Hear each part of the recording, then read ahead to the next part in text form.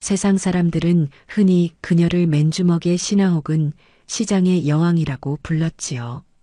질척이는 시장 바닥에서 좌판 하나로 시작해 그 누구보다 독하고 악착같이 돈을 모아 마침내 강남 요지의 번듯한 빌딩 여러 채를 소유하게 된 입지전적인 인물 바로 박순재 여사 이야기입니다.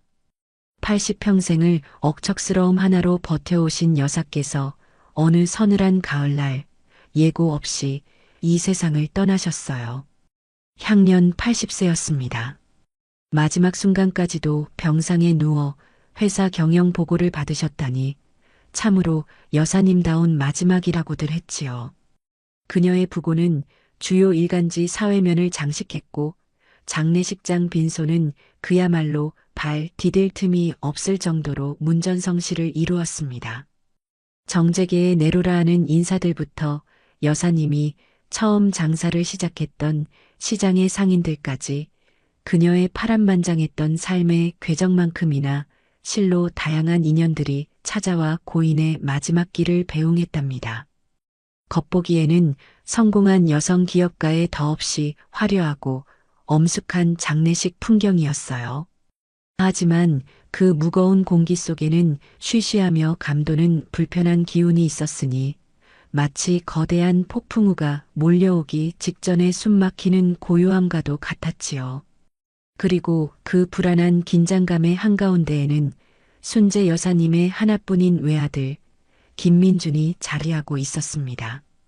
민준은 어릴 적부터 집안의 근심거리였어요. 명석한 두뇌를 타고났지만 노력이나 인내는 부족했고 허영심만 가득했지요. 늘 자신의 분수를 넘어서는 씀씀이를 자랑했고 어머니의 부를 당연한 자신의 배경으로 여겼습니다.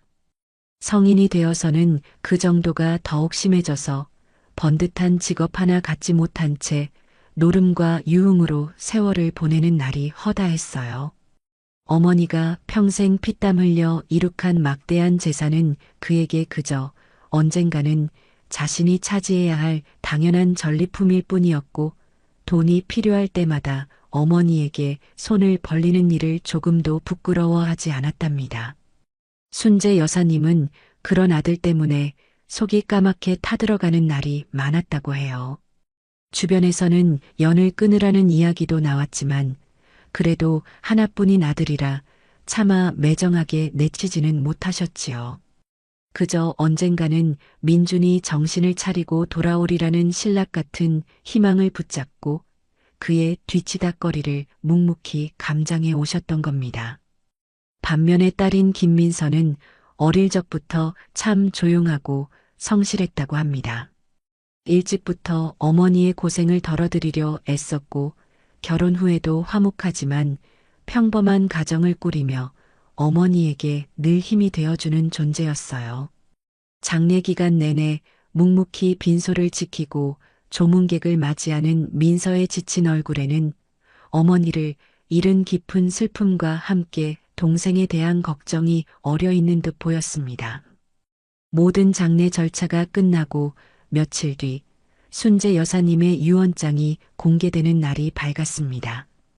여사님의 직계 가족들과 몇몇 가까운 친척, 그리고 회사 관계자들이 변호사 사무실에 모였어요. 모두의 시선이 서류를 든 변호사의 입에 집중되었고 무거운 침묵 속에서 변호사는 마침내 유언의 내용을 담담하게 읽어내려가기 시작했습니다. 고 박순재 여사께서는 소유하신 전 재산, 약 100억 원 상당의 부동산 및 현금성 자산 전부를 딸 김민서 씨에게 단독으로 상속하신다고 명시하셨습니다. 순간 회의실 안의 공기가 얼어붙는 듯 했어요. 민서는 믿을 수 없다는 표정으로 멍하니 변호사를 바라보았고 다른 친척들도 예상치 못한 결과에 술렁이기 시작했습니다. 하지만 가장 격렬하게 반응한 사람은 역시 민준이었지요. 그의 얼굴은 처음에는 하얗게 질리는가 싶더니 이내 시뻘겋게 달아오르며 분노로 일그러졌습니다. 뭐라고요? 지금 장난하시는 겁니까? 딸한테만 전부 다 준다고요? 나는 이 집안의 장남인 나는 어쩌고 한 푼도 없다고요?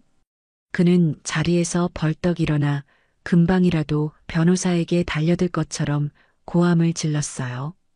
변호사는 당황한 기색 없이 차분하게 말을 이었습니다.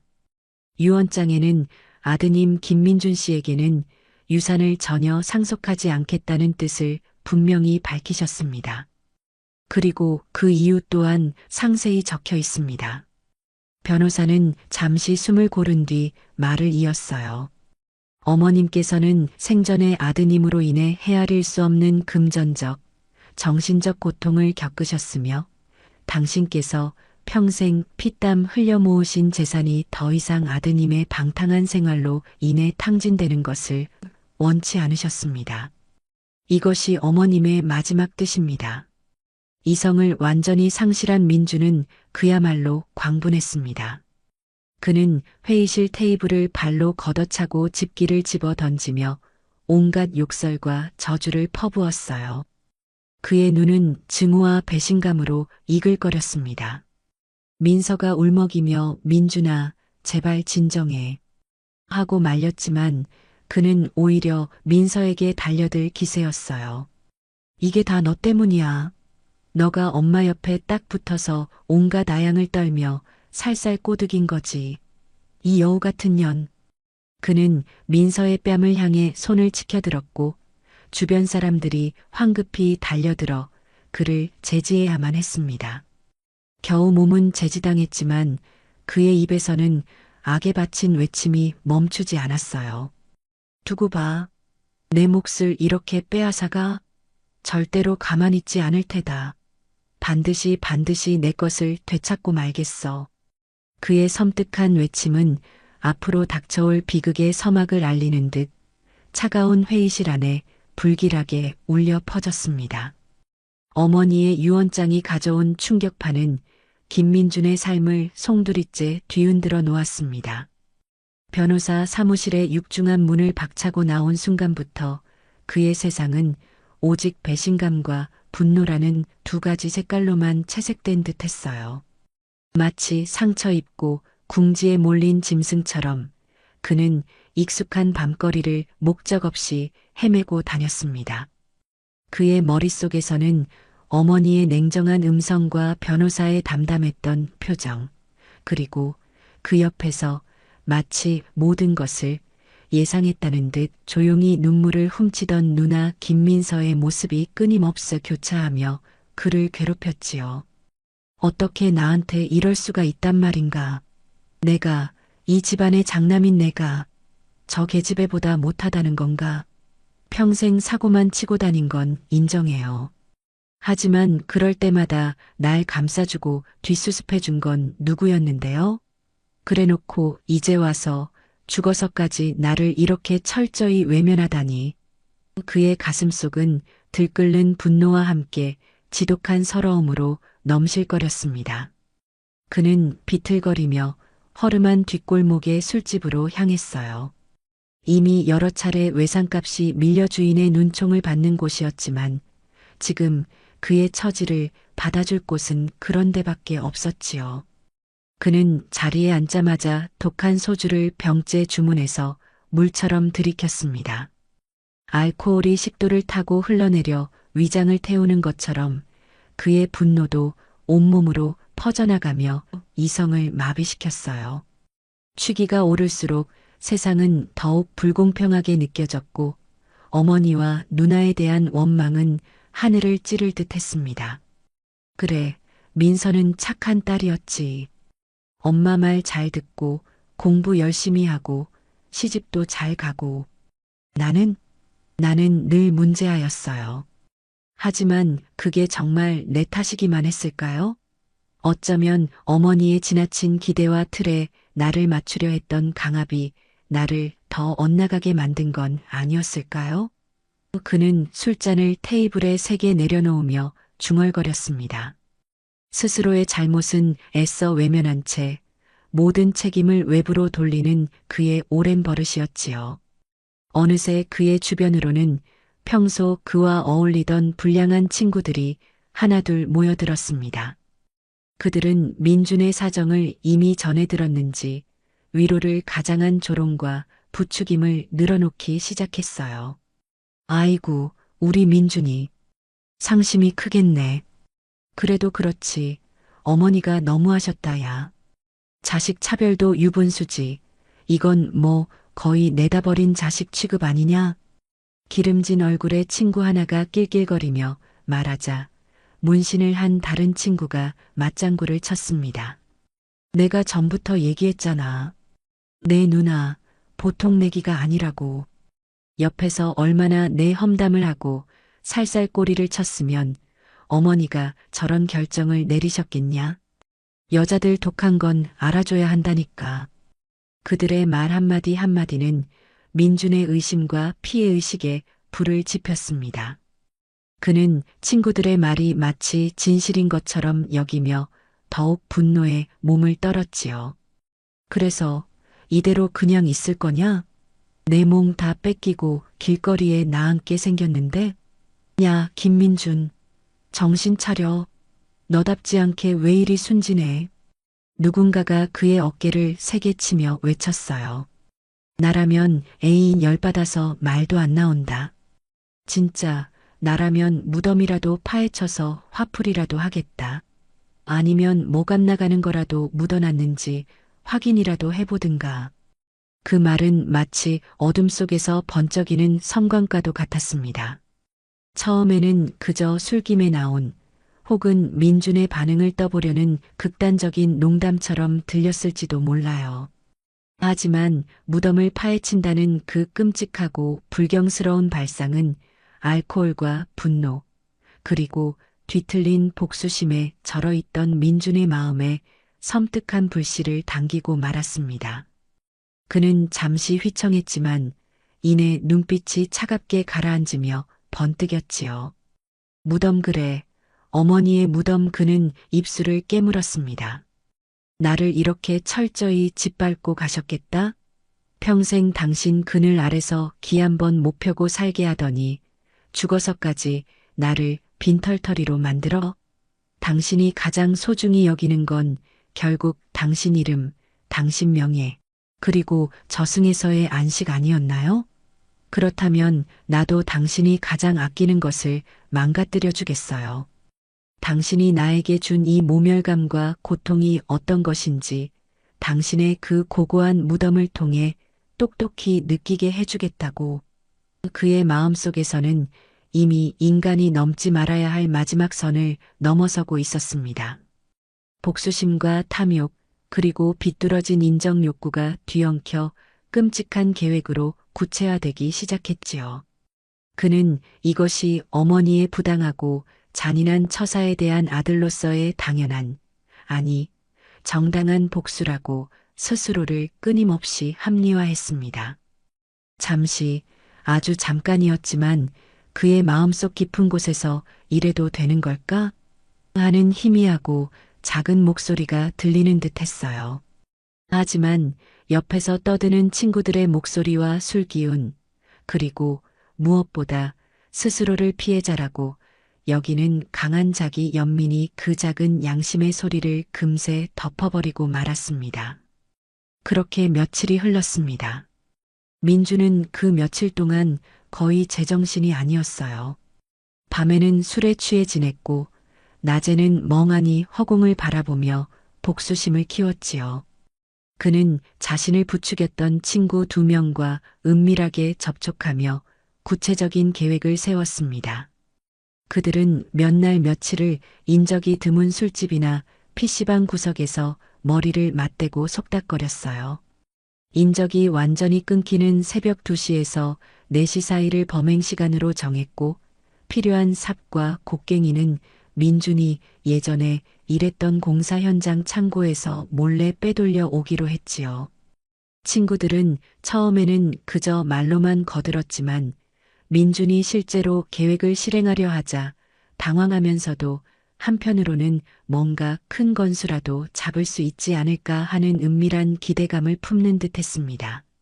어쩌면 민준이 말한 것처럼 순재 여사가 값비싼 보석이나 비상금을 함께 묻었을지도 모른다는 허황된 생각에 동조하게 된 것이지요. 마침내 결행의 밤이 다가왔습니다. 금음달마저 구름 뒤에 숨어버린 칠흑같이 어두운 밤이었어요. 민주는 약속 장소에서 친구들을 태우고 검은색 승합차를 몰아 묘지로 향했습니다.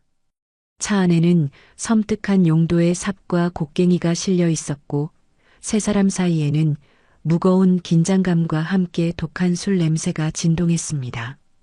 친구들은 연신 마른 침을 삼키며 창밖을 두리번거렸고 민주는 핸들을 쥔 손에 힘을 주며 오직 앞만 보고 달렸어요. 그의 눈은 충혈되어 있었고 입술은 바짝 말라 있었습니다. 복수심과 함께 알 수 없는 두려움이 그의 심장을 조여오는 듯했지만 그는 애써 태연한 척하며 엑셀러레이터를 더 깊이 밟았지요. 공동묘지 입구에 도착해 차를 외진 곳에 숨긴 후 그들은 어둠 속으로 발걸음을 옮겼습니다. 차가운 밤 공기가 폐부 깊숙이 스며들었고 멀리서 들려오는 부엉이 소리가 유난히 섬뜩하게 느껴졌어요. 풀포기를 밟는 소리, 서로의 거친 숨소리 외에는 아무 소리도 들리지 않는 절대적인 정적 속에서 그들은 마침내 순재 여사의 봉분 앞에 도착했습니다. 아직 마르지 않은 잔디와 정갈하게 놓인 조화들이 어둠 속에서도 선명했어요. 바로 며칠 전 수많은 사람들이 눈물을 흘리며 애도했던 바로 그 자리였습니다. 민주는 잠시 숨을 골랐습니다. 그리고는 마치 신성한 의식이라도 치르듯 천천히 삽을 집어들었어요. 그의 친구들은 불안한 듯 주변을 살피며 그의 눈치만 보고 있었지요. 민주는 어머니의 이름이 새겨진 비석을 노려보았습니다.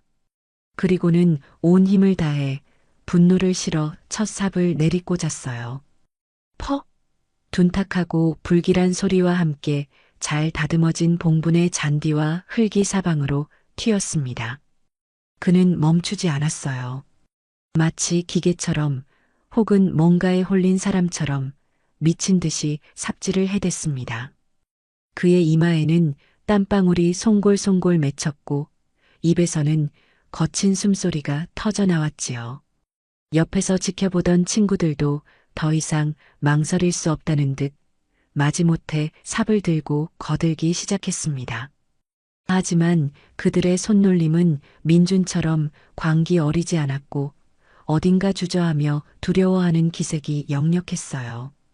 흙먼지가 자욱하게 피어오르고 정성스럽게 가꾸어졌던 봉분은 순식간에 파헤쳐져 흉측한 몰골을 드러냈습니다. 민준의 눈은 오직 땅속만을 향해 있었지요. 그는 어머니의 유골보다 혹시 함께 묻혀 있을지도 모를 자신의 몫을 찾는데 혈안이 되어 있었습니다. 내 돈을 찾아야 해. 어머니가 숨겨둔 내 돈. 그는 속으로 그렇게 외치고 있었을지도 모릅니다. 얼마나 시간이 흘렀을까요? 삽 끝에 단단한 것이 걸리는 느낌이 들었습니다. 마침내 모습을 드러낸 것은 차갑고 육중한 나무관이었어요.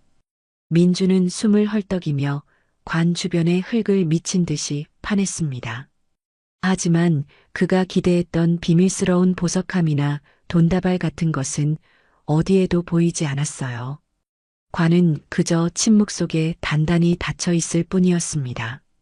극심한 허탈감과 함께 속았다는 생각, 그리고 더욱 참을 수 없는 분노가 그의 온몸을 휘감았습니다. 젠장, 아무것도 없잖아. 결국 나한테는 아무것도 안 남겨준 거야. 이 독한 할망구. 그는 이성의 끈을 완전히 놓아버리고 말았습니다. 손에 들고 있던 곡괭이를 높이 치켜들더니 굳게 닫힌 관 뚜껑을 향해 인정사정 없이 내리찍기 시작했어요. 쿵, 쩍, 쿵. 나무 파편이 튀고 관 표면이 흉하게 부서져 나가는 소리가 밤의 정적을 잔인하게 갈랐습니다. 그것은 인간의 도리를 넘어선 용서받을 수도 없고 용서받아서도 안 되는 폐륜의 극치였지요. 옆에서 이 광경을 지켜보던 친구들은 겁에 질려 얼굴이 하얗게 변했습니다. 그들은 더 이상 민준을 말릴 엄두도 내지 못하고 서로의 눈치만 살폈어요. 동쪽 하늘이 아주 희미하게 밝아오기 시작하자 그제야 민준도 잠시 동작을 멈추고 거친 숨을 몰아쉬었습니다. 그리고는 문득 정신을 차린 듯 겁에 질린 친구들을 재촉하여 서둘러 연장을 챙겨 그 자리를 떠났어요. 마치 끔찍한 악몽에서 도망치듯 그들은 어둠 속으로 황급히 몸을 숨겼습니다. 그들이 남긴 것은 처참하게 파헤쳐지고 능욕당한 무덤, 그리고 차가운 새벽 공기 속에 스며든 지울 수 없는 죄악의 흔적뿐이었어요. 어머니의 마지막 안식처는 그렇게 가장 사랑했던 아들의 손에 의해 속절없이 유린당하고 만 것입니다. 다음 날 아침, 아직 동이 트기 전에 희미한 여명 속에서였습니다. 공동묘지의 새벽 순찰을 돌던 늙은 관리인은 평소와 다름없이 익숙한 길을 걷고 있었지요. 그런데 저명한 기업가였던 박순재 여사의 묘역 근처에 이르렀을 때 그는 자신의 눈을 의심할 수밖에 없었습니다. 밤새 무슨 일이 있었던 걸까요? 정갈하게 단장되어 있어야 할 봉분이 마치 폭격이라도 맞은 듯 처참하게 파헤쳐져 있었고 주변에는 흙더미와 부서진 잔디 조각들이 어지럽게 널려 있었어요. 심지어 봉분 아래 땅속 깊숙이 묻혀 있어야 할 육중한 관의 일부까지 흉측하게 모습을 드러내고 있었습니다. 관 표면에는 날카로운 것에 찍힌 듯한 흠집들도 선명했지요. 아이고, 이게 무슨 일이람. 노 관리인은 너무 놀라 그 자리에 주저앉을 뻔했습니다. 수십 년간 묘지를 관리해왔지만 이렇게 끔찍하고 악의적인 훼손은 처음 보는 광경이었어요. 그는 떨리는 손으로 즉시 관리사무소에 연락했고 곧이어 경찰에도 신고가 접수되었습니다.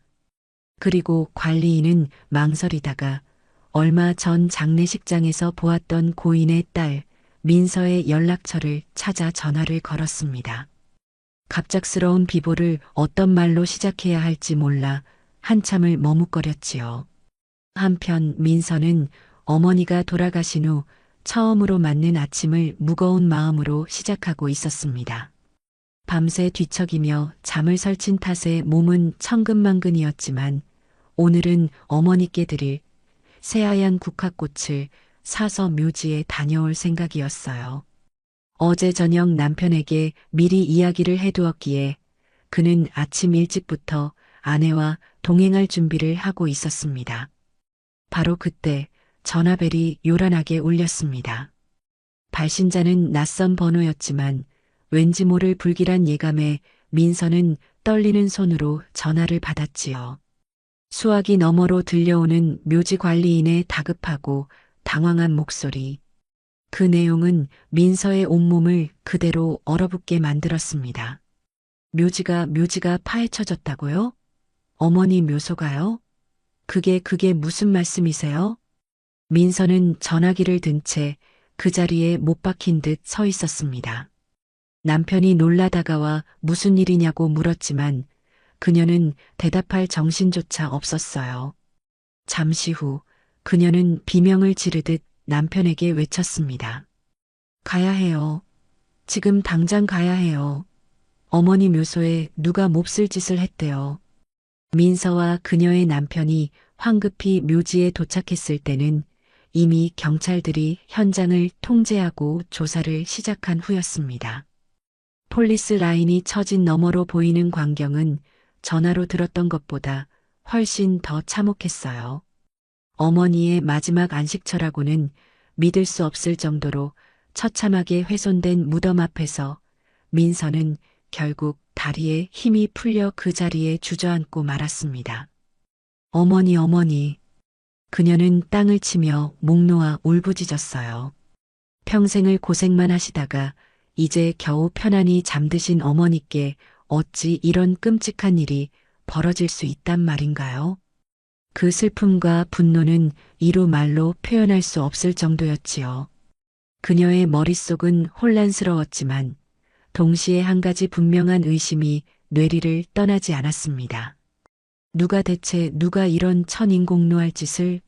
하지만 그 질문에 대한 답은 너무나 명확해서 더욱 고통스러웠어요. 유산 상속 문제로 이성을 잃고 날뛰었던 동생, 민준의 얼굴이 떠올랐습니다. 설마 아무리 그래도 민준이 친어머니 무덤에 이런 짓을 했을 리가 없어 민서는 애써 고개를 저었지만 마음 한구석에서는 이미 확신이 자리 잡고 있었습니다. 그럴 사람은 단 한 사람밖에 없어 그 생각은 민서에게 슬픔을 넘어선 깊은 절망감과 수치심을 안겨주었지요. 경찰의 현장 감식과 조사가 진행되는 동안 민서는 넋 나간 사람처럼 한쪽에 웅크리고 앉아 눈물만 흘렸습니다.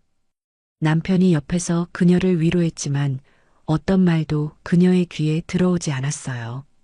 그녀는 어머니에 대한 죄송함과 동생에 대한 원망, 그리고 이 끔찍한 상황을 앞으로 어떻게 감당해야 할지에 대한 막막함에 질식할 것만 같았습니다.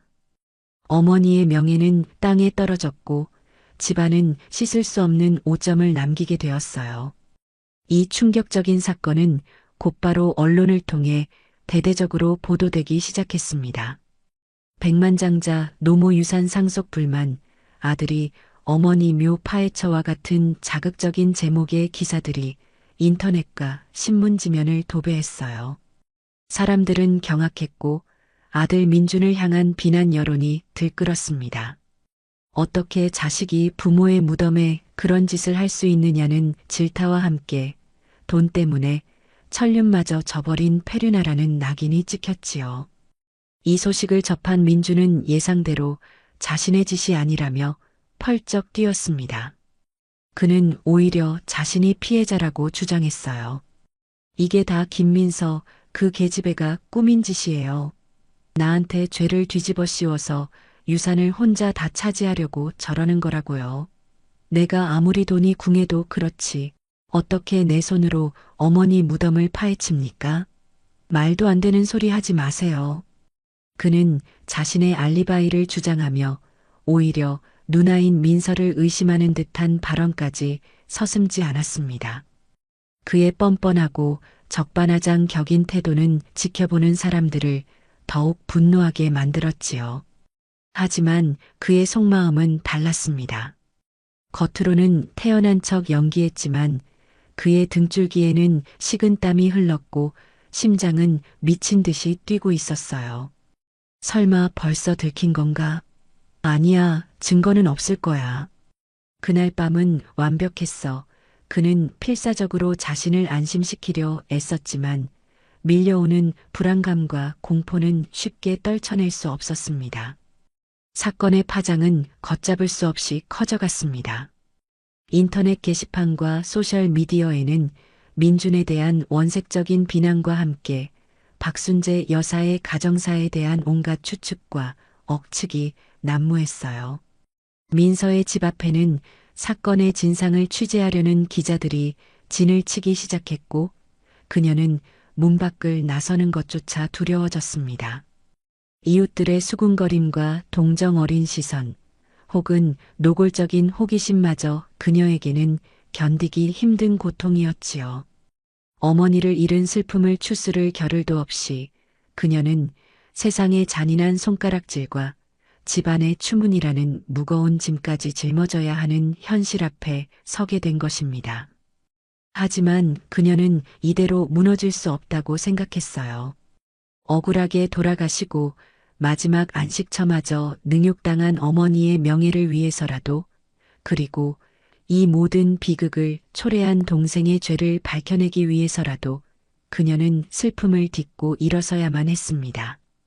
그녀의 눈빛에는 깊은 슬픔과 함께 진실을 밝혀내고야 말겠다는 차갑고도 단단한 의지가 서서히 피어나고 있었어요. 세상의 소란스러움과 동생 민준의 파렴치한 부인, 그리고 자신을 향한 의심의 눈초리 속에서 민서는 깊은 무력감에 빠져 있었습니다. 어머니의 묘소는 임시로나마 복구되었지만 그 위에 내려앉은 수치와 슬픔의 그늘은 쉬이 거치지 않았지요. 밤이면 잠 못 이루고 뒤척이며 어머니를 떠올렸어요. 강인하고 억척스러웠던 어머니, 하지만 때로는 한없이 외로워 보였던 뒷모습. 민서는 문득 어머니의 진짜 속마음이 무엇이었을까? 그저 유언장에 적힌 표면적인 이유가 전부였을까 하는 의문을 떨칠 수가 없었습니다. 특히나 그 끔찍한 사건 이후로는 더욱 그랬지요.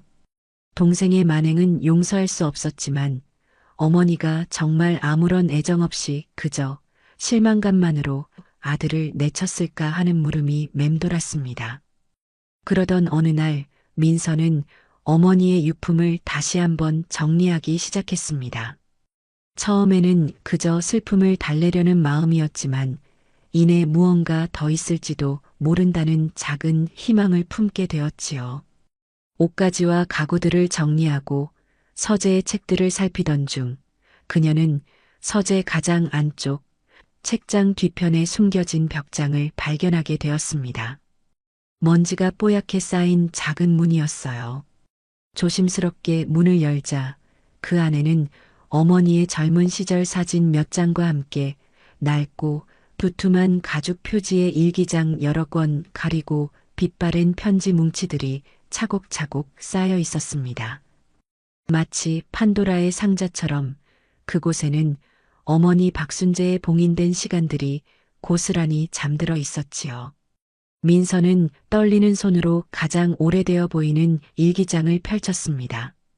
잉크가 번지고 종이가 누렇게 변색된 페이지들 속에는 민서가 어렴풋이 기억하거나 혹은 전혀 알지 못했던 어머니의 치열했던 삶의 조각들이 생생하게 기록되어 있었어요. 가난한 집안의 장녀로 태어나 제대로 배우지도 못하고 어린 나이에 생활 전선에 뛰어들어야 했던 이야기, 시장 좌판에서 온갖 멸시와 텃세를 견뎌내며 악착같이 돈을 모으던 시절의 서러움과 도끼, 그리고 여자라는 이유로 사업을 확장할 때마다 겪어야 했던 수많은 차별과 편견들. 민서는 그 행간에 스며 있는 어머니의 눈물과 한숨, 그리고 결코 꺾이지 않았던 강인한 의지에 가슴이 먹먹해졌습니다. 오늘도 민준이가 학교에서 사고를 쳤단다. 벌써 몇 번째인지 모르겠다. 선생님은 나를 불러다 놓고 아이 교육을 어떻게 시키는 거냐고 호통을 치는데 나는 차마 고개를 들 수가 없었다. 죽어라 이래서 돈 벌면 뭘 하나. 자식 하나 제대로 건사하지 못하는 어미인데 민서는 옆에서 내 눈치만 살피며 작은 손으로 등을 토닥여준다. 저 여린 것이 어미 속을 먼저 알아채는구나. 민준아, 내 아들아. 너는 왜 이리 이 어미 속을 썩이는 것이냐. 일기장에는 민준에 대한 이야기가 유독 많았습니다. 민준이 어릴 적 크게 알았을 때 밤새워 간호하며 신께 빌었던 절절한 모정, 아들이 처음으로 엄마라고 불렀을 때 세상을 다 얻은 듯 기뻐했던 순간들. 하지만 민준이 커가면서 점점 엇나가기 시작하자 어머니의 기록은 불안감과 실망감, 그리고 깊은 고뇌로 채워져 갔습니다. 특히 민서조차 까맣게 모르고 있었던 충격적인 사실도 있었지요. 민준이 20살 무렵 사업을 한답시고 사기를 당해 진 빚이 있었는데 순재 여사가 회사가 휘청거릴 정도의 거액을 밤새 몰래 마련하여 그 빚을 대신 갚아주었던 것입니다. 그녀는 이 사실을 민준에게조차 알리지 않았어요. 그저 다시는 이런 일에 휘말리지 말라는 매서운 꾸짖음으로 아들의 자존심을 지켜주려 했던 것이지요. 하지만 민준은 어머니의 그런 깊은 속내를 알 리 없었고 그저 운이 좋았다고 혹은 어머니가 당연히 해줘야 할 일을 해준 것이라고 생각했을지도 모릅니다. 민준이 녀석 또 노름에 손을 댔다는구나. 이번에는 액수가 더 커졌다고 한다. 이제는 정말 나도 모르겠다. 힘이 빠진 독에 물 붓기도 아니고 내가 평생 피땀 흘려 모은 재산이 저 녀석 손에 들어가면 결국 한 줌의 재로 사라지고 말겠지. 민서에게 다 주어야겠다. 저 아이라면 내 재산을 헛되이 쓰지 않을 것이다. 아니, 어쩌면 내 재산을 통해 더 좋은 세상을 만드는데 조금이나마 기여할지도 모른다. 민준아, 부디 어미를 원망하지 마라. 이것이 너를 위한 내 마지막 사랑 방식이란다. 너가 진심으로 뉘우치고 새 사람이 되려 할 때 내 누이가 너의 버팀목이 되어줄 것이라 믿는다. 일기장의 후반부로 갈수록 유언에 대한 어머니의 고민과 결심이 뚜렷하게 드러났습니다. 그것은 결코 아들에 대한 증오나 딸에 대한 편애가 아니었어요. 오히려 아들이 더 이상 돈 때문에 망가지지 않기를 바라는 처절한 모정이자 딸의 책임감과 선량함을 믿고 자신의 유산을 더 가치 있는 곳에 쓰이게 하려는 깊은 신뢰의 표현이었습니다. 그리고 마지막 페이지에는 민서에게 남기는 당부가 짧게 적혀 있었지요. 내 동생을 완전히 외면하지는 말아다오. 그 아이 안에도 분명 선한 구석이 있을 터이니 언젠가 그 빛을 찾을 수 있도록 너가 도와주렴.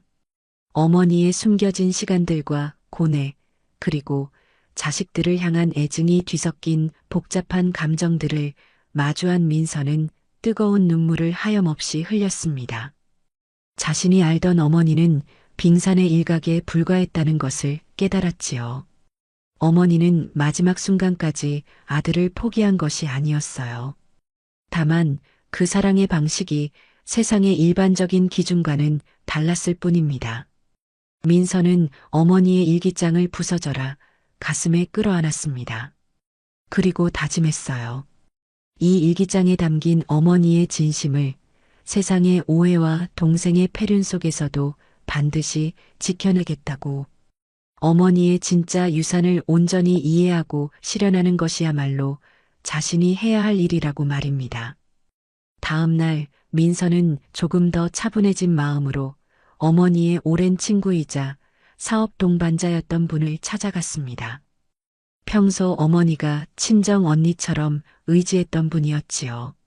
민서는 어렵게 입을 열어 어머니의 유언과 동생의 일 그리고 일기장에서 발견한 내용들을 털어놓았습니다. 친구분은 민서의 이야기를 묵묵히 들어주며 눈시울을 붉혔지요. 그리고는 민서가 몰랐던 또 다른 이야기들을 조심스럽게 꺼내놓았습니다. 순재 여사가 생전에 민준 때문에 얼마나 속을 끓였는지, 하지만 주변의 비난 속에서도 어떻게든 아들을 감싸 안으려 애썼는지, 그리고 민서에게는 차마 말하지 못했던 아들에 대한 미안함과 기대감 같은 것들이었습니다. 또한 순재 여사가 몇 년 전부터 은밀히 변호사와 상담하며 유언장 내용을 여러 차례 수정했고 재산의 일부를 사회에 환원할 구체적인 계획까지 세웠었다는 이야기도 들을 수 있었어요. 어머니의 친구분과 대화를 나누고 돌아오는 길 민서는 퍼즐 조각들이 하나씩 맞춰지는 듯한 느낌을 받았습니다. 어머니의 유언은 단순한 감정의 산물이 아니라 오랜 고뇌와 미래에 대한 깊은 성찰 끝에 내려진 결론이었던 것이지요. 아직 모든 진실이 밝혀진 것은 아니었지만 민서는 이제 조금 더 단단한 마음으로 현실을 마주할 용기를 얻었습니다. 그녀는 어머니의 뜻을 제대로 이해하고 실현하기 위해 그리고 동생의 죄는 묻되 그 안에 담긴 어머니의 마지막 사랑까지 외면하지 않기 위해 자신이 무엇을 해야 할지 조금씩 깨달아가고 있었어요. 이제 그녀의 슬픔은 더 이상 무력함이 아니라 진실을 향한 강한 동력이 되어주고 있었습니다. 민서가 어머니의 숨겨진 시간들을 따라가며 조금씩 진실에 다가서고 있을 무렵 경찰의 수사 역시 새로운 국면을 맞이하고 있었습니다. 처음에는 결정적인 증거 부족과 민준의 완강한 부인으로 인해 다소 지지부진했던 것이 사실이지요. 묘지 주변의 CCTV 영상은 화질이 너무 좋지 않아 인물 식별이 어려웠고 범행에 사용된 것으로 추정되는 도구들도 발견되지 않아 수사는 난항을 겪는 듯 보였습니다. 세간의 떠들썩한 관심과는 별개로 법적인 증거 없이는 민준을 섣불리 체포할 수 없었기 때문이에요. 하지만 민서가 어머니의 일기 내용을 바탕으로 민준의 과거 행적과 금전 문제, 그리고 유산 상속에 대한 강한 불만을 구체적으로 진술하고 어머니의 오랜 친구 역시 순재 여사가 아들 문제로 오랫동안 고통받아 왔음을 증언하면서 수사에는 다시금 힘이 실리기 시작했습니다. 경찰은 민준을 유력한 용의자로 보고 그의 주변 인물들을 탐문하는 한편 통신 기록과 금융거래 내역 등을 면밀히 추적하기 시작했지요. 특히 사건 당일 새벽 민준과 그의 친구들의 행적을 재구성하는 데 수사력을 집중했습니다. 한편 민준은 시간이 흐를수록 극심한 불안감과 초조함에 시달리고 있었습니다. 겉으로는 여전히 큰 소리를 치며 자신의 결백을 주장했지만 밤에는 악몽에 시달리거나 작은 소리에도 깜짝깜짝 놀라기 일쑤였어요. 무엇보다 그를 옥죄어오는 것은 바로 돈 문제였습니다. 어머니의 유산을 한 푼도 받지 못하게 된 데다 묘지 훼손 사건의 유력한 용의자로 낙인 찍히면서 그의 자금줄은 완전히 막혀버렸지요. 그동안 그에게 돈을 빌려주었던 사채업자들은 이제 밤낮을 가리지 않고 그를 찾아와 빚독촉을 해댔습니다. 그의 이름이 연일 신문 사회면에 오르내리자 그들은 민준이 더 이상 돈 나올 구멍이 없다고 판단하고는 인정사정 없이 그를 몰아붙이기 시작했어요. 일부는 협박도 서슴지 않았고 폭력을 행사하려는 움직임까지 보였답니다. 궁지에 몰린 민준은 점점 더 이성을 잃어갔습니다. 그는 자신의 불행이 모두 누나 민서 때문이라고 굳게 믿고 있었지요. 김민서만 아니었어도 그 여우 같은 년만 아니었어도 내가 이 지경까지 되지는 않았을 거야. 그는 밑도 끝도 없는 원망을 키워가며 술에 절어 지내는 날이 많아졌습니다. 그리고 결국 마지막 지푸라기라도 잡는 심정으로 민서에게 연락하기 시작했어요. 처음에는 전화를 걸어 울먹이며 동정을 구하는 듯 했습니다. 누나, 나 좀 살려줘. 나 정말 죽을 것 같아. 엄마 유산, 너 혼자 다 가질 생각 아니잖아. 조금만 도와주면 안 될까? 하지만 이제 어머니의 깊은 속내와 진심을 알게 된 민서는 단호하게 거절했어요. 민준아, 미안하지만 그럴 수 없어. 어머니 유산은 너가 함부로 쓸 돈이 아니야. 그리고 지금 너가 해야 할 일은 나에게 돈을 구걸하는 게 아니라 경찰 조사에 성실히 임하고 자신의 잘못을 인정하는 거야. 민서의 냉정한 대답에 민준은 금세 본색을 드러냈습니다. 그는 전화기 너머로 온갖 욕설과 협박을 퍼부었어요. 이 배신자 같은 년, 너 혼자 잘 먹고 잘 살겠다는 거지? 내가 이대로 순순히 물러날 줄 알아? 너도 한번 당해봐야 해. 내가 어떻게든 내 앞길 막아버릴 테니까. 그는 심지어 밤늦게 술에 취해 민서의 집을 찾아가 문을 두드리며 난동을 부리기도 했습니다. 민서와 그녀의 가족들은 공포에 떨어야 했고 결국 경찰의 접근 금지 신청까지 고려해야 할 상황에 이르렀지요. 민준의 이런 비이성적인 행동은 오히려 그가 범인이라는 심증을 더욱 굳히는 결과를 낳았습니다. 그러던 중 경찰 수사에 결정적인 돌파구가 마련되었습니다. 바로 범행에 가담했던 민준의 친구 중 한 명이 결국 입을 연 것이지요. 그는 평소에도 겁이 많고 우유부단한 성격이었는데 경찰의 끈질긴 추궁과 압박, 그리고 민준이 자신들에게 모든 죄를 뒤집어 씌울지도 모른다는 불안감에 시달리다가 결국 모든 것을 자백하고 말았습니다.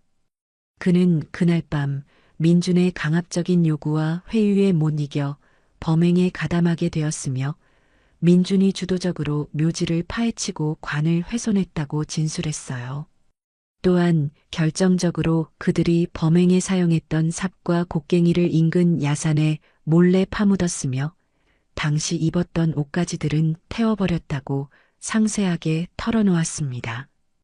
그의 자백을 토대로 경찰은 즉시 야산을 수색하여 범행 도구들을 찾아냈습니다. 삽과 곡괭이에서는 민준의 지문과 함께 피해자의 묘지 토양 성분이 검출되었어요. 이것은 민준의 범행을 입증하는 명백하고도 결정적인 증거였습니다. 이제 민준이 빠져나갈 구멍은 완전히 사라지고 만 것이지요. 이 소식이 알려지자 한때 민준과 어울렸던 건달들이나 불량배들조차 그를 슬슬 피하기 시작했습니다.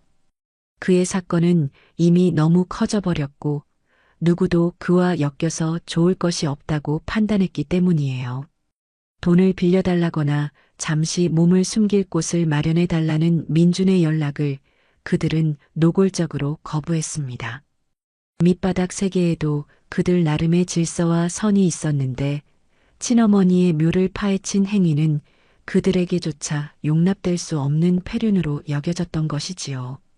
그는 철저히 혼자가 되어가고 있었습니다. 모든 증거를 확보한 경찰은 마침내 민준에 대한 체포영장을 발부받았습니다. 형사들이 민준이 숨어 지내던 허름한 여관방을 덮쳤을 때 그는 술에 취해 넋 나간 사람처럼 앉아 있었다고 해요. 그는 순순히 체포에 응하는 듯 했지만 형사들의 손에 수갑이 채워지는 순간 갑자기 발악하며 격렬하게 저항하기 시작했습니다. 이거나 내가 뭘 잘못했는데 이건 함정이야. 김민서 그년이 나를 모함하는 거라고. 그의 마지막 발악은 처절했지만 이미 기울어진 상황을 되돌릴 수는 없었습니다. 그는 결국 존속유해 발굴 및 사체 손괴 등의 혐의로 경찰에 연행되었어요. 여관방 창밖으로 그가 경찰차에 태워져 사라지는 모습을 민서는 차마 직접 보지는 못했습니다. 다만 남편을 통해 그 소식을 전해 들었을 뿐이지요. 그녀는 동생이 체포되었다는 사실에 안도하면서도 동시에 가슴 한구석이 무너져 내리는 듯한 슬픔과 착잡함을 느껴야 했습니다. 이것이 과연 어머니가 원했던 결말이었을까요? 동생의 죄는 명백했지만 그 죄의 뿌리가 어디서부터 시작되었는지 생각하면 마냥 그를 미워할 수만은 없었습니다. 그녀는 이제 법의 심판대에 서게 될 동생과 그리고 앞으로 자신이 감당해야 할 시간들을 생각하며 조용히 눈을 감았습니다. 폭풍우는 이제 막 시작되고 있었어요. 동생 민준이 차가운 유치장 창살 너머로 사라진 후 민서에게는 복잡한 감정의 폭풍우가 몰아쳤습니다. 한편으로는 끔찍했던 악몽이 끝나고 진실이 밝혀지기 시작했다는 안도감이 들었지만 다른 한편으로는 결국 파국으로 치달은 가족의 비극 앞에 가슴이 미어졌지요. 어머니의 뜻을 따라야 한다는 책임감과 동생에 대한 연민 사이에서 그녀는 깊은 혼란을 느꼈습니다. 과연 어머니는 이 모든 것을 예상하셨을까요? 그저 아들을 외면하신 것이 아니라면 그 냉정한 유언 뒤에는 또 어떤 속내가 숨겨져 있었던 걸까요? 민서는 며칠 전 어머니의 숨겨진 벽장에서 발견했던 일기장과 편지 뭉치들을 다시 떠올렸습니다. 그리고 그 안에서 보았던 은행 개인 금고 열쇠로 보이는 작은 열쇠의 존재를 기억해냈지요. 어쩌면 그곳에 어머니가 차마 일기장에도 다 적지 못했던 마지막 진심이 담겨 있을지도 모른다는 생각이 들었습니다. 동생이 체포된 이상, 이제는 더 이상 망설일 이유가 없었어요. 그녀는 변호사와 상의하여 어머니의 개인 금고를 열어보기로 결심했습니다. 그것이 어머니를 온전히 이해하고 앞으로 자신이 나아가야 할 길을 찾는데 필요한 마지막 조각일지도 모른다고 생각했기 때문이지요. 며칠 후 필요한 서류 절차를 마치고 변호사와 함께 은행을 찾은 민서는 떨리는 마음으로 개인 금고실로 안내되었습니다. 묵직한 철문이 열리고 관리 직원이 꺼내준 작은 금고 상자. 민서는 마른 침을 삼키며 열쇠를 꽂아 돌렸습니다. 딸깍 하는 소리와 함께 금고 문이 열렸고 그 안에는 민서가 예상했던 것보다 훨씬 단출한 내용물이 들어 있었어요. 오래되어 보이는 통장 몇 개와 작은 벨벳 주머니에 담긴 낡은 반지 하나, 그리고 민서의 이름이 정갈하게 적힌 두툼한 편지 봉투 하나였습니다. 어머니의 필체가 분명했어요. 봉투 겉면에는 내가 세상을 떠난 후에 반드시 민서 너가 직접 열어보아야 한다는 당부가 적혀 있었습니다. 민서는 숨을 죽인 채 편지 봉투를 집어들었습니다. 손끝으로 느껴지는 종이의 질감과 무게가 마치 어머니의 마지막 체온처럼 느껴져 코끝이 찡해졌지요. 변호사의 동의를 얻어 그녀는 그 자리에서 조심스럽게 봉투를 개봉했습니다. 안에는 여러 장의 편지지가 빼곡하게 채워져 있었어요. 한자 한자 힘주어 눌러 쓴 듯한 어머니의 글씨가 눈에 들어오는 순간 민서는 이미 눈물이 차오르는 것을 느꼈습니다. 사랑하는 내 딸 민서야, 너가 이 편지를 읽을 때쯤이면 나는 이미 너의 곁을 떠나 있겠구나. 먼저 이 못난 어미 때문에 내 어깨에 너무나 무거운 짐을 지우게 된 것을 부디 용서해다오. 내 동생 민준이 그 아이 때문에 너가 평생 얼마나 마음고생하며 살아왔는지 이 어미는 다 알고 있었단다. 미안하다. 정말 미안하다. 편지는 민서에 대한 미안함과 사랑으로 시작되었습니다. 그리고 이내 민준에 대한 이야기로 넘어갔지요.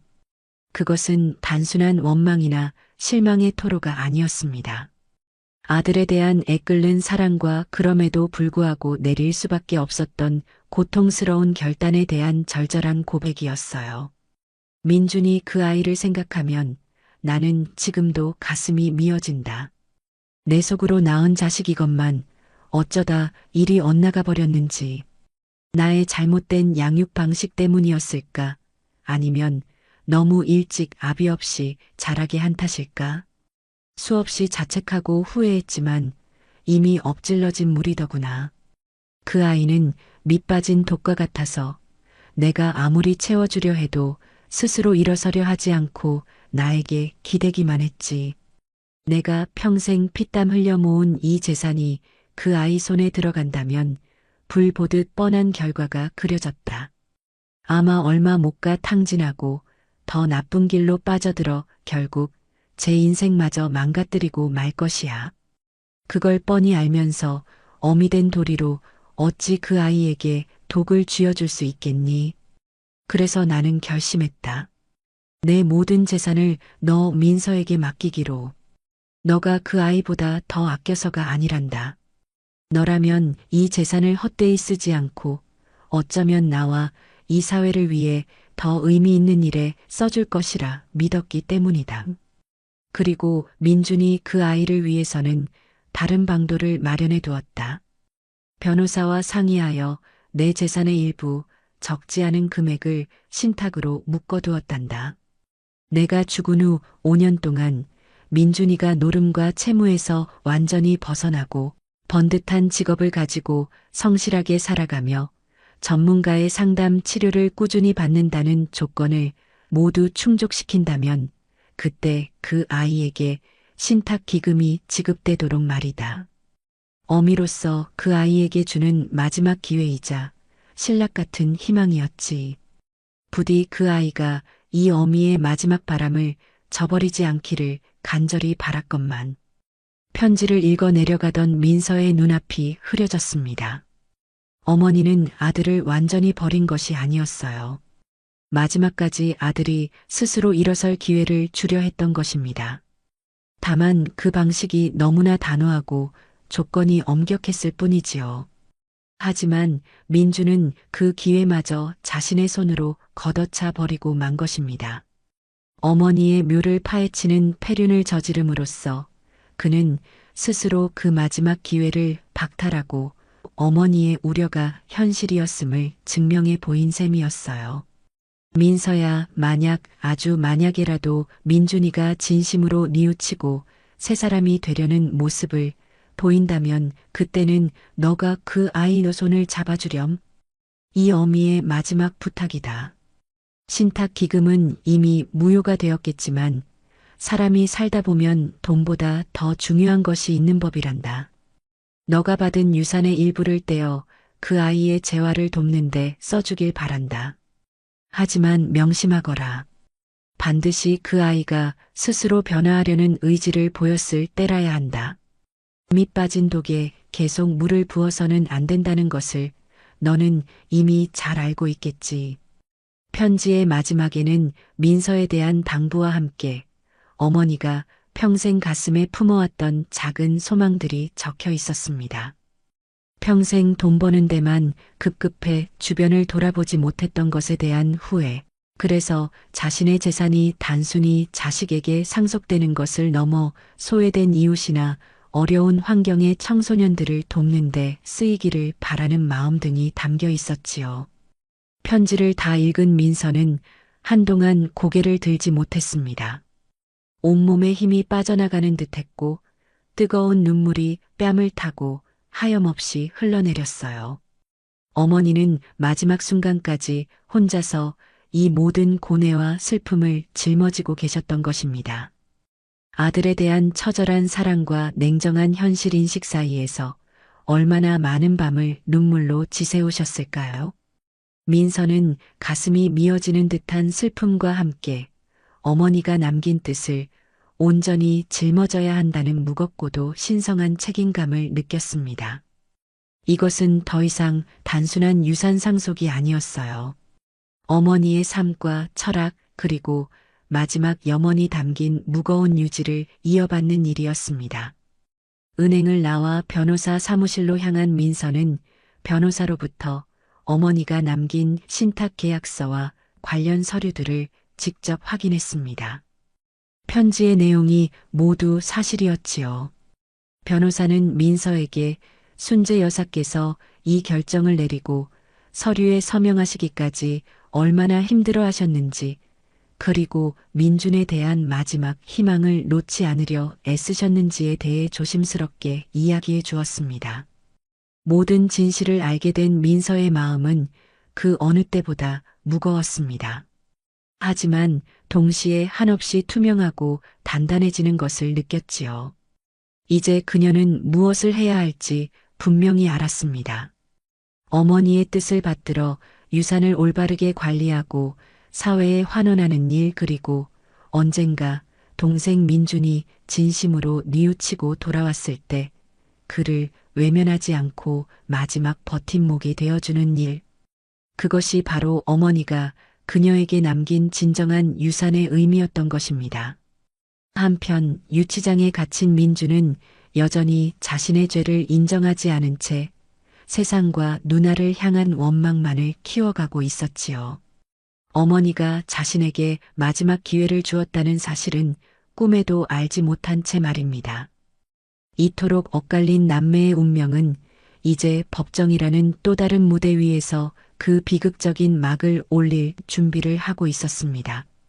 동생 민준의 구속 이후 세상은 잠시 그의 패륜적인 범죄에 대한 충격과 분노로 들끓다가 또 다른 자극적인 사건들 속으로 관심을 옮겨가는 듯 했습니다. 하지만 민서에게는 이제부터가 진짜 시작이었지요. 어머니의 마지막 편지를 통해 모든 진실을 알게 된 그녀는 밤낮으로 깊은 고뇌에 빠졌습니다. 차갑고 딱딱한 법의 심판과는 별개로 이 잔인한 진실을 동생에게 알려야 하는가? 그것이 과연 누구를 위한 일인가? 알려준다면 동생은 과연 받아들일 수 있을까? 아니면 더 깊은 나락으로 떨어지게 만들 뿐일까? 민서는 며칠 밤낮을 하얗게 지새우며 고민했습니다. 동생을 찾아가 마주하는 것은 생각만 해도 끔찍하게 고통스러운 일이었어요. 하지만 어머니의 마지막 편지에 담긴 그 절절한 마음, 아들을 향한 마지막 희망과 사랑의 증거를 외면할 수는 없었습니다. 민준이 자신의 죄에 대한 법적인 대가를 치르는 것과는 별개로 어머니가 그를 완전히 버린 것이 아니었다는 사실, 마지막 순간까지 그의 손을 놓지 않으려 했다는 진실만큼은 알아야 한다고 생각했지요. 그것이 동생에게는 또 다른 형태의 형벌이 될지라도 혹은 아주 작은 참회의 씨앗이 될지라도 민서는 자신이 그 역할을 해야 한다고 결론 내렸습니다. 어쩌면 이것이 어머니가 자신에게 남긴 또 하나의 무거운 숙제인지도 몰랐어요. 재판 날짜가 잡히기 전 민서는 변호사를 통해 민준의 면회를 신청했습니다. 교도소의 차갑고 정적인 공기가 그녀의 온몸을 감쌌어요. 좁고 답답한 면회실, 두 사람 사이를 가로막은 두꺼운 유리벽은 마치 그들의 관계처럼 느껴져 민서의 마음을 더욱 무겁게 짓눌렀습니다. 잠시 후 수척해진 모습의 민준이 교도관에게 이끌려 유리벽 너머에 앉았지요. 그는 민서의 얼굴을 보자마자 경멸과 원망이 뒤섞인 표정을 노골적으로 드러냈습니다. 여긴 뭐하러 왔어? 내 꼴 보고 비웃으러? 아니면 이제 와서 선심 쓰는 척이라도 하려고? 민준의 목소리에는 날카로운 가시가 돋쳐 있었어요. 민서는 애써 차분함을 유지하며 입을 열었습니다. 그녀의 목소리는 조금 떨리고 있었지만 눈빛만은 그 어느 때보다 단호했지요. 민준아, 내가 오늘 온 건 너가 반드시 알아야 할 사실이 있어서야. 비웃거나 동정하러 온 게 아니야. 알아야 할 사실? 뭘? 너가 엄마 재산 다 가로채고 나를 감옥에 쳐넣었다는 거? 그거 말고 또 뭐가 있는데? 민주는 비아냥거리듯 말했습니다. 민서는 잠시 숨을 골랐습니다. 그리고 준비해온 서류 봉투에서 어머니의 마지막 편지 사본 일부와 변호사가 요약해준 신탁 계약 관련 내용을 꺼내 들었지요. 어머니께서 너를 완전히 버리신 게 아니었어. 너가 그토록 원망했던 그 유언장 뒤에는 민준이 너를 위한 마지막 배려와 기회가 숨겨져 있었다고. 민준의 얼굴에 의아함과 불신이 스쳐 지나갔습니다. 뭔 헛소리야? 기회? 나한테 기회를 줬다고? 어머니는 돌아가시기 전에 변호사를 통해 너를 위한 신탁 기금을 마련해 두셨어. 적지 않은 금액이었지. 민서는 유리병 너머의 동생을 똑바로 응시하며 말했습니다. 조건이 있었어. 어머니 돌아가시고 5년 안에 너가 노름 끊고 빚 없이 성실하게 직장 생활하고 상담 치료 꾸준히 받으면 그 돈이 너에게 지급되도록. 어머니는 마지막까지 너가 새 사람이 될 거라는 희망을 버리지 않으셨던 거야. 너 스스로 일어설 수 있도록 마지막 기회를 주신 거라고. 민주는 잠시 아무 말도 하지 못했습니다. 그의 눈동자가 심하게 흔들리고 있었어요. 믿을 수 없다는 듯 혹은 믿고 싶지 않다는 듯한 표정이었지요. 그는 마른 입술을 달싹이며 중얼거렸습니다. 거짓말 너가 또 나를 괴롭히려고 지어낸 얘기지. 엄마가 나한테 그럴 리가 없어. 거짓말 아니야. 민서는 단호하게 말하며 준비한 서류들을 유리벽에 비춰 보였습니다. 여기 어머니 편지 사본이랑 변호사 확인서도 있어. 이건 명백한 사실이야. 어머니는 너를 미워하신 게 아니라 돈이 너를 더 망가뜨릴까봐 두려워하셨던 거야. 그래서 이런 방법을 생각하신 거고, 너 스스로 변화하기를 마지막까지 간절히 바라셨던 거라고. 그 순간 민준의 얼굴에서 모든 표정이 사라지는가 싶더니 이내 격렬한 감정의 파도가 그의 얼굴을 휩쓸고 지나갔습니다. 그의 얼굴은 하얗게 질렸다가 시뻘겋게 달아오르기를 반복했고 그는 알아들을 수 없는 말들을 마구 중얼거리기 시작했어요. 아니야, 아니야. 그럼 내가 무슨 짓을 한 거야? 아니야. 이게 다 너 때문이야. 너가 진작 말해줬더라면, 너가 나한테 조금이라도 잘해줬더라면 내가 이런 짓까지는 안 했을 거 아니야. 그는 결국 책임을 외부로 돌리며 울부짖기 시작했습니다. 자신의 어리석음과 탐욕이 어머니의 마지막 희망마저 짓밟아 버렸다는 잔인한 진실 앞에서 그는 그것을 온전히 감당할 힘이 없었던 것이지요. 그는 분노와 후회, 자기 연민이 뒤섞인 눈물을 쏟아내며 유리벽을 주먹으로 내리쳤습니다. 쿵, 쿵. 하지만 두꺼운 유리벽은 그의 분노를 차갑게 막아낼 뿐이었어요. 그의 절규는 공허하게 면회실을 울렸습니다. 민서는 차마 그 모습을 끝까지 지켜볼 수가 없었습니다. 동생의 추악한 민낯과 처절한 자기 파괴를 목격하는 것은 그녀에게도 끔찍한 고통이었으니까요. 하지만 그녀는 눈물을 보이지 않았습니다. 이제 와서 동정은 아무런 의미가 없다는 것을 알았기 때문이지요. 그녀는 자리에서 조용히 일어섰습니다. 그리고 유리병 너머에서 짐승처럼 울부짖는 동생을 향해 마지막 말을 남겼어요. 너가 저지른 죄는 이제 법의 심판을 받게 될 거야. 하지만 언젠가 아주 먼 훗날이라도 너가 진심으로 자신의 잘못을 깨닫고 어머니께 용서를 빌게 되는 날이 오기를 나는 바랄 뿐이야. 그것이 어머니께서도 진정으로 바라시는 일일 테니까. 민서는 뒤돌아보지 않고 면회실을 나왔습니다. 교도소의 무거운 철문을 나서자 바깥의 햇살이 유난히 눈부시게 느껴졌어요. 마음은 천근만근 무거웠지만 해야 할 일을 했다는 생각에 아주 조금은 후련한 기분도 들었습니다. 그녀는 이제 곧 시작될 재판을 준비해야 했지요. 동생의 죄를 법정에서 증언해야 하는 또 다른 고통스러운 과정이 남아 있었지만 그녀는 더 이상 흔들리지 않을 자신이 있었습니다. 어머니의 진심을 알게 된 이상 그녀는 더욱 강해져야만 했으니까요. 그것이 어머니가 자신에게 남긴 유산을 지키고 그 뜻을 이어가는 길임을 그녀는 분명히 깨달았습니다.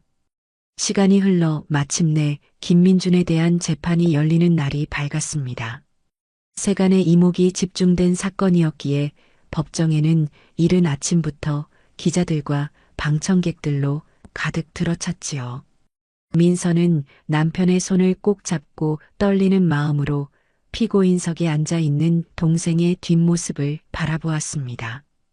예전에 오만하고 거침없던 모습은 온데간데 없이 초췌하고 불안한 기색이 역력한 동생의 모습에 민서는 또다시 가슴 한구석이 아려오는 것을 느꼈어요. 하지만 이제 와서 동정심 때문에 진실을 외면할 수는 없었습니다. 재판은 검찰 측의 공소사실 낭독으로 시작되었습니다. 검사는 민준이 어머니의 유산 상속에 불만을 품고 친구들과 공모하여 계획적으로 어머니의 묘소를 파헤치고 관을 훼손하는 등 인륜을 저버린 반사회적이고 폐륜적인 범죄를 저질렀다고 주장하며 그에게 법정 최고형을 구형해야 한다고 목소리를 높였습니다.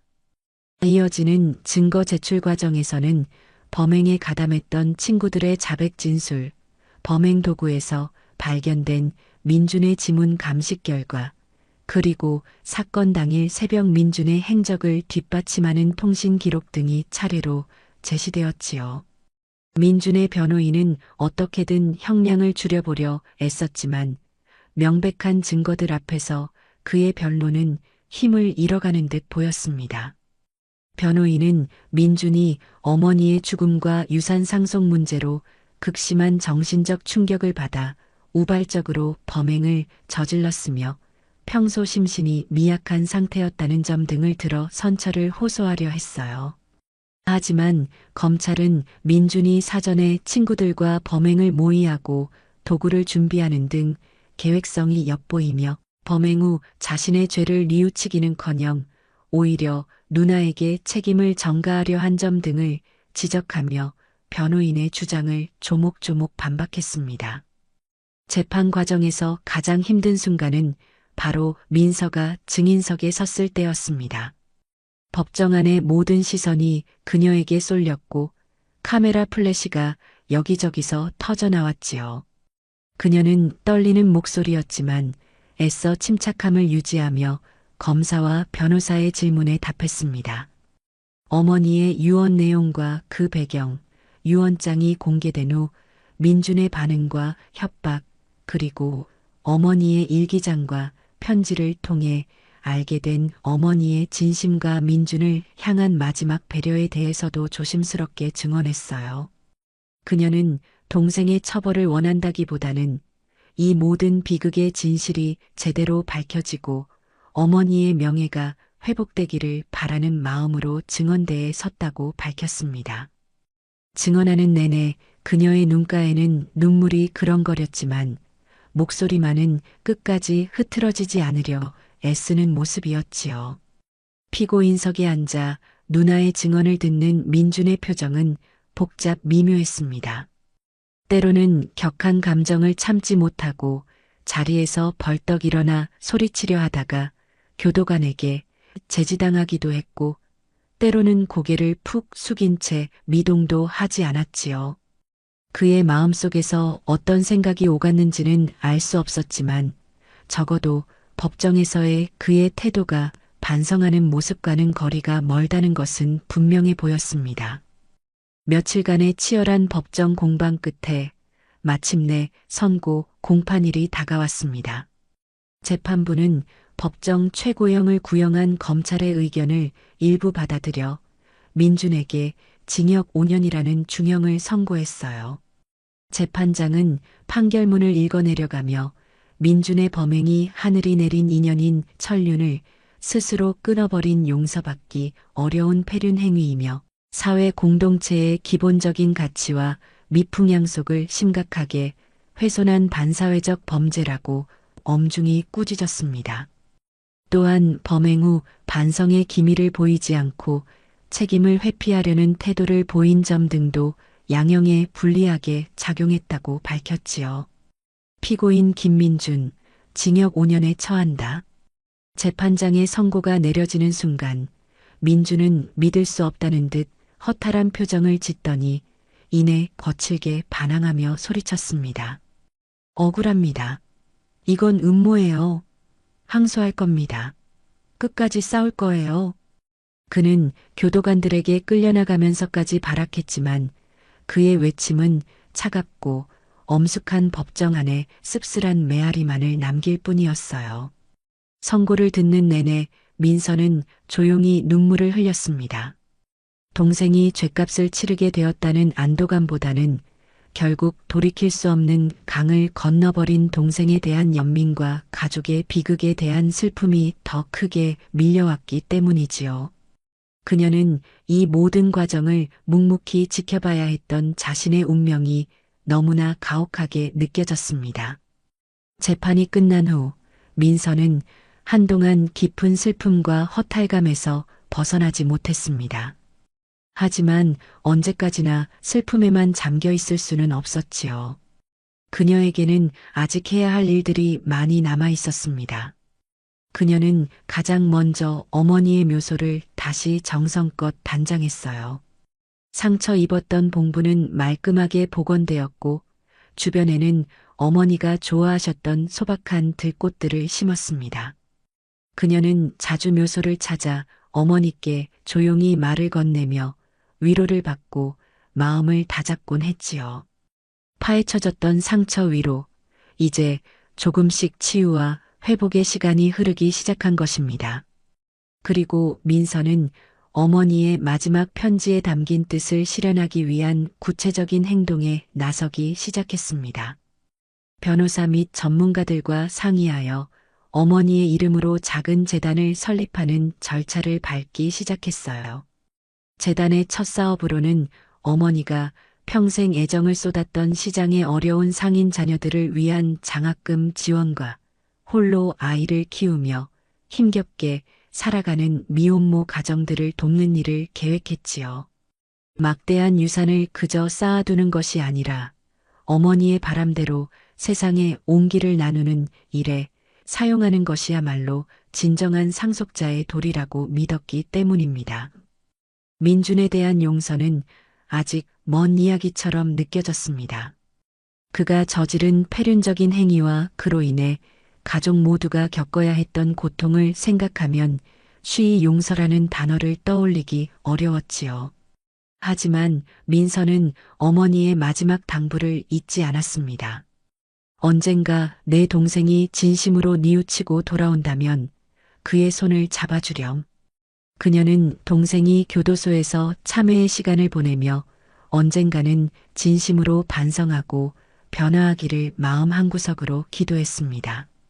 비록 지금은 불가능해 보일지라도 어머니의 마지막 희망처럼 아주 먼 훗날에는 어쩌면 가능할지도 모른다고 그렇게 믿고 싶었지요.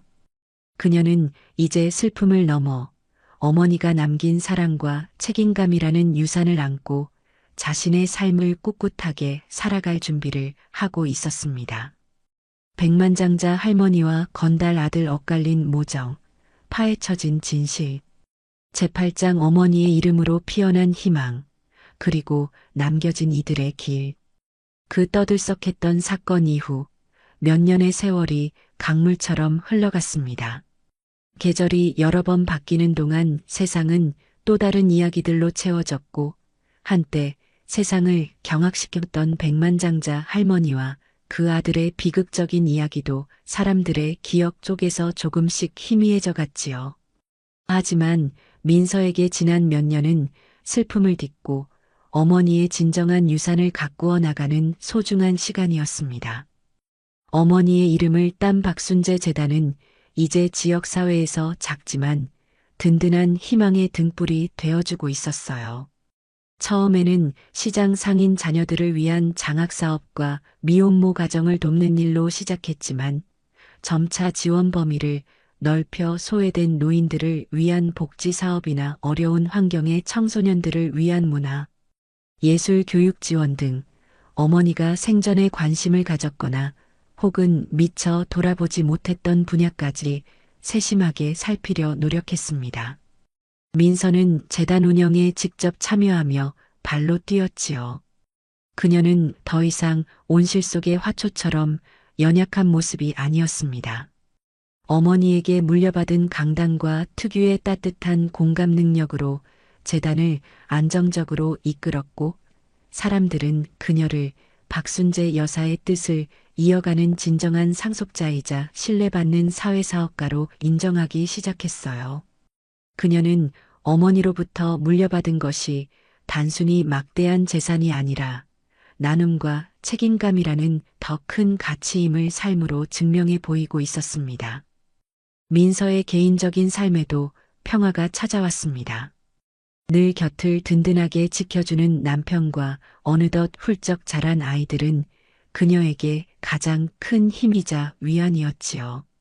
아이들은 할머니의 비극적인 마지막에 대해서는 잘 알지 못했지만 민서는 아이들에게 할머니가 얼마나 강인하고 지혜로운 분이셨는지 그리고 어려운 사람들을 돕고자 하는 따뜻한 마음을 가지셨는지에 대해 종종 이야기해주곤 했습니다.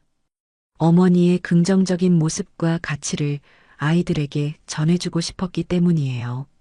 한편 5년이라는 형기를 거의 채워가고 있는 동생 민준에게도 아주 조금씩이나마 변화의 조짐이 보이기 시작했습니다.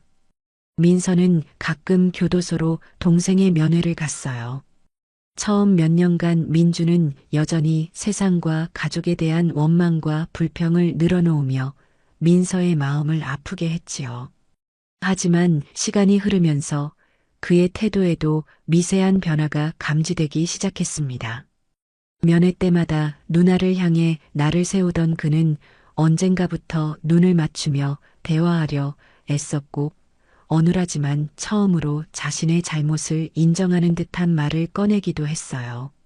어머니에 대한 그리움을 내비치거나 출소하면 과거와는 다른 삶을 살고 싶다는 희망을 비추기도 했지요. 물론 그 변화가 얼마나 진실된 것인지 또 얼마나 지속될 수 있을지는 아무도 알 수 없었습니다. 오랜 세월 그의 내면 깊숙이 자리 잡은 뒤틀린 욕망과 피해의식이 그리 쉽게 사라지지는 않을 테니까요. 하지만 민서는 그 작은 변화의 가능성마저 외면하지는 않았습니다. 어머니의 마지막 편지에 담긴 당부를 떠올리며 그녀는 동생이 출소 후 사회에 적응할 수 있도록 최소한의 지원을 해줄 방법을 조심스럽게 고민하기 시작했어요. 그것은 쉬운 결정이 아니었고 앞으로 또 어떤 상처를 받게 될지 모르는 불안감도 있었지만 그녀는 기꺼이 그 짐을 감당하기로 마음먹었습니다. 그것이 바로 어머니가 자신에게 남긴 마지막 과제이자 진정한 사랑의 실천 방식일 테니까요. 어느 화창한 봄날 오후 민서는 남편과 아이들의 손을 잡고 어머니의 묘소를 찾았습니다. 몇 년 전 끔찍한 상처로 얼룩졌던 그곳은 이제 아름다운 꽃들과 푸른 잔디가 어우러진 평화로운 안식처가 되어 있었지요. 아이들은 할머니 묘비 앞에 준비해온 카네이션을 놓고 작은 손을 모아 기도를 드렸습니다. 그 모습을 지켜보는 민서의 얼굴에는 잔잔한 미소가 번졌어요.